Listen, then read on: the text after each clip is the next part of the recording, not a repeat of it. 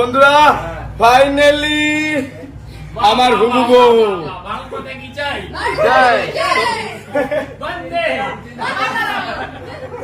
তো বন্ধুরা সৃজাই হচ্ছে আমার। জানি তোমরা অনেকে অপেক্ষা করেছিলে যে আমার পেজে ব্লগটা কবে আপলোড হবে, যে আমি কবে তোমাদেরকে এই ব্যাপারটা নিয়ে সবকিছু বলবো। তো যাই হোক, এই ভিডিওটাতে তোমাদেরকে সবকিছু বলবো, তোমরা কিন্তু ভিডিওটা শেষ পর্যন্ত দেখো। তো চলো ভিডিওটা একদম প্রথম থেকে শুরু করি।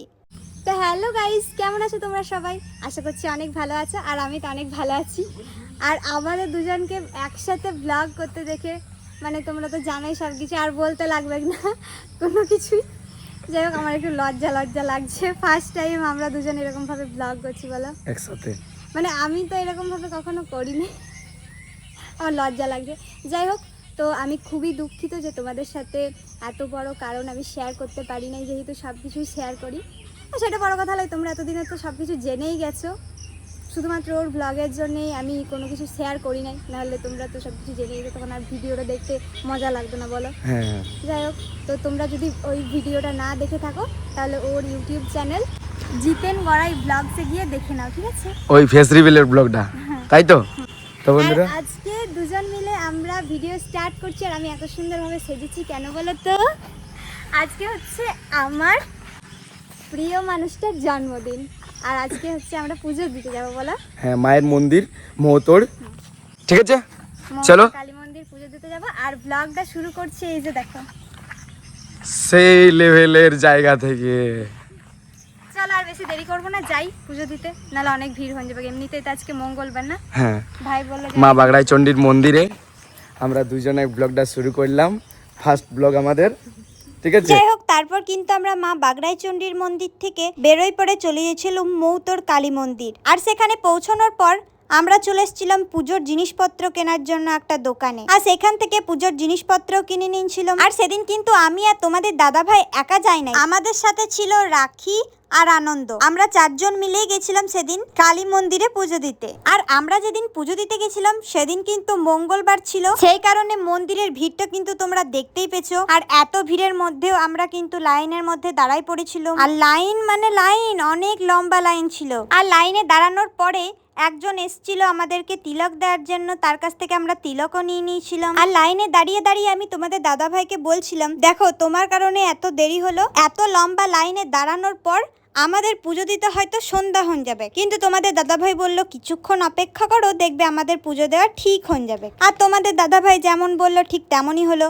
কিছুক্ষণ লাইনে দাঁড়ায় থাকার পর আমাদের পুজো দেওয়া কমপ্লিট হয়ে গেছিল। আর এই যে দেখো, তোমাদের সবাইকে মায়ের দর্শন করিয়ে দিলাম। তারপর মন্দির থেকে বাইরে এসে আমরা সবাই মিলে ফটো তুলে নিলাম, আর কতগুলো ভিডিও করে নিলাম। তারপর মন্দিরে বেশ কিছুক্ষণ ঘোরাঘুরি করার পর তোমাদের দাদা ভাইয়ের গাড়িতে চেপে নিয়েছিলাম বাড়ি আসার জন্য।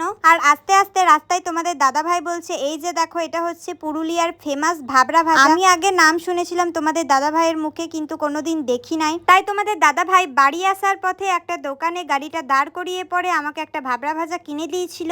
ওটা খাওয়ার পর আমি চলে এসেছিলাম বাড়ি, আর বাড়িতে কিছুক্ষণ রেস্ট করার পর আমরা সবাই মিলে চলে এসেছিলাম গড়পঞ্চকোটের সেই রিসর্টটাতে, যেটা তোমরা আগেও আমার ব্লগে দেখেছো, কারণ কিছুদিন আগে আমরা গেছিলাম সবাই মিলে একবার ঘুরতে। তারপর তোমাদের দাদা ভাই ব্লগ করা শুরু করলো, আর আমাদেরকে বললো তোমরা যেখানে পারবে একটা লুকিয়ে যাও, কারণ তোমার ফেস দেখানো যাবে না আমার ব্লগে যতক্ষণ না ফেস রিভিল ভিডিও করছি। সেই কারণে আমরা ওয়াশরুমের ভেতরে চলে এসেছিলাম। আর এখানে অনেকক্ষণ ধরে দাঁড়িয়ে থাকতে পারছিলাম না বলে আয়নাটার সামনে আমি ঢং করা শুরু করে দিয়েছিলাম। কি আর করবো বলো, ওটা তো আমার জন্মগত অভ্যাস।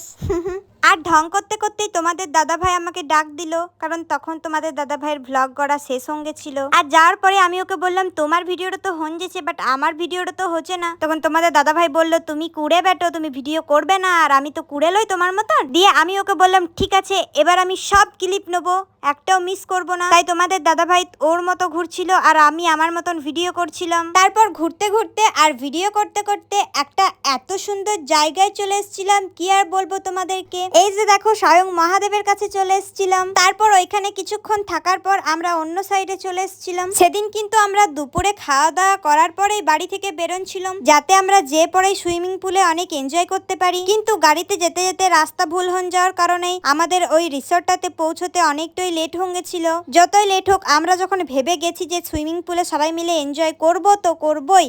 আমরা কিন্তু সেদিন অনেক এনজয় করেছি। সবাই মিলে সেদিন সুইমিং পুলে এত এনজয় করেছি যে বিকাল থেকে পুরো সন্ধ্যা করে দিনছি, তবুও কেউ সুইমিং পুল থেকে উঠছিই না। তারপরে বাবা মা অনেক বোকা দেওয়ার পর আমরা কিন্তু উঠে এলাম। আর উঠে আসার পর রেডি হয়ে গেলাম, কারণ বার্থডে সেলিব্রেশনও হতো। আর তোমাদেরকে বলতেই ভুলে গেলাম যে সেদিন কি জন্য রিসর্ট গেছিলাম, কারণ রিসর্টেই ছিল তোমাদের দাদা ভাইয়ের বার্থডে সেলিব্রেশন, আর তার সাথে ছিল আমার ফেস রিভিল। সুইমিং পুল থেকে ওঠার পরেই সুন্দরভাবে রেডি হয়ে গেছিলাম। আমি কিন্তু সকালেও একবার শাড়ি পরেছিলাম আর রাতেও শাড়ি পরেছিলাম, কারণ তোমাদের দাদা ভাইয়ের ডিমান্ড ছিল যে আমি যেন শাড়ি পরি। তাই কি করে কথাটা ফেলতে পারি বলো, তাই শাড়িই পরে নিয়েছিলাম। আর রেডি সেডি হওয়ার পরে আমরা চলে এসেছিলাম রেস্টুরেন্টে, কারণ সেই দুপুরে খাবার খেয়েছিলাম আর তখন থেকে কিছু খাওয়া হয়নি। তাই আমরা গরম গরম চা আর ফ্রেঞ্চ ফ্রাই অর্ডার করেছিলাম আর সেগুলোই খেয়েছিলাম। খাওয়ার পরে কিন্তু আমরা চলে এসেছিলাম যেখানে বার্থডে সেলিব্রেশন হবে সেই জায়গাটাতে। আর এই যে দেখো বার্থডে কেকটা কত সুন্দর, এটাও কিন্তু আমারই পছন্দ করা। তারপর কিন্তু সময় চলে এসেছিল আমার ফেস রিভিল করার। চলো নিয়ে আসি এবারে জলদি বসে, এটা সামনে থেকে ভাবি কি আনবে তো আনবো তো আসবে আনবো কি যায় আনবো आजा फेस তো বন্ধুরা দেখাবো ফেসটা দেখাবো ফেসটা দেখাবো 3 এ মা ওটা কি এটা কি আচ্ছা আচ্ছা তো বন্ধুরা ফাইনালি আমার হুবু বউ বাং কোতে কি চাই জয়। বন্দে তো বন্ধুরা সৃজাই হচ্ছে আমার হুবু বউ, ঠিক আছে? তো কেমন লাগলো একটু অবশ্যই কমেন্ট করে জানাবে। সৃজা আমাদের ভালোবাসার মানুষটিকে দু চারটা লাইন বলো সেই লেভেলের ভাবে। আর কিছু বলতে হবে না, নতুন করে সবাই তো বুঝে গেছিল অর্ধেক, আমার চুল দেখে তো বুঝে গেছে যে আমি ওটি। কমেন্ট করে করে আমি তো কোনো কিছু আমার অ্যাকাউন্টে পোস্ট করি নাই, কিন্তু সবাই আমার বলছে জিতেন্দ্রার সাথে তোমার বিয়ে ঠিক হয়েছে, জিতেন্দ্রার সাথে তোমার বিয়ে ঠিক হয়েছে। কি বলবো, মানে আমি তো আর বলার মতন কিছু নাই যে ও আমাকে বলেছে বলতে পারবে না তুমি, সেজন্য আমি কাউকে বলি নাই। যাই হোক, সেটার জন্য আমি খুবই দুঃখিত যে আমি বলতে পারি নাই। এই আমার ভিডিওর জন্য, যে ফেস রিভিলের জন্য, ঠিক আছে? তো চলো ফেস রিভিল হয়ে গেছে, এরপর কেক কাটিংটা হোক। হ্যাপি বার্থডে টু ইউ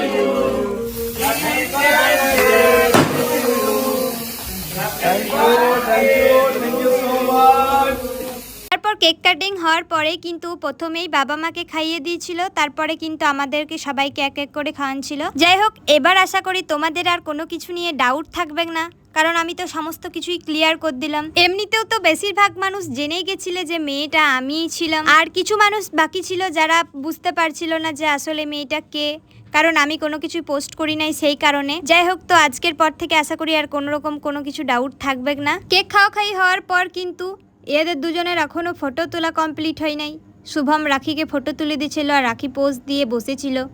আমি বারবার করে বলছিলাম চলো খাবার খেতে চলো, খিদে পেয়েছে, তবু এদের ফটো তোলাই আর হচ্ছে না। সেজন্যই ভাবলাম যে তোমাদেরকে একবার রিসর্টটা দেখাই রাতের বেলায় কেমন লাগে। তাই এই ব্যালকনিটা দিয়ে যত দূর দেখা গেল তত দূরই আমি তোমাদেরকে দেখালাম। তারপরে কিন্তু আমরা চলে এসেছিলাম রেস্টুরেন্টে, কারণ অনেকটা সময় হয়ে গেছিল তাই খাবার খাওয়ার জন্যে। আর খাবার খাওয়ার জন্যে বসতে না বসতেই তোমাদের দাদা ভাইকে জন্মদিনের গিফট দিল। তাই দেখো চোখটাকে বন্ধ করে রেখেছে যাতে ও কোনো কিছু দেখতে না পায়। গিফটটা কিন্তু অসাধারণ ছিল, আমার তো খুব ভালো লেগেছে। এই যে দেখো গিফটটা কত সুন্দর, মানে ফটো ফ্রেমটা আমার জাস্ট ওয়াও লেগেছে, ওয়াও, কোনো কথা হবে না। আমার সাথে সাথে তো সবার পছন্দ হয়েছিল এত সুন্দর ফটো ফ্রেমটা।